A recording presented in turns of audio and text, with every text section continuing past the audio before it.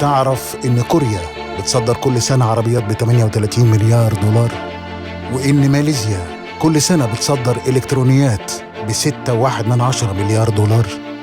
طب كنت تعرف إن تركيا بتصدر ملابس كل سنة ب 14 مليار دولار؟ تعرف إن كل المليارات اللي حققتها الدول دي السبب الرئيسي فيها هو الاهتمام بالعلم والتكنولوجيا؟ وهل تعرف إن مصر دفعت في ال10 سنين اللي فاتوا 300 مليار دولار لبلاد تانية علشان تستورد منتجات إحنا محتاجينها؟ تصوروا لو كل الفلوس دي راحت لولادنا، البلد اللي متأخرة في العلم والتكنولوجيا مش على الخريطة.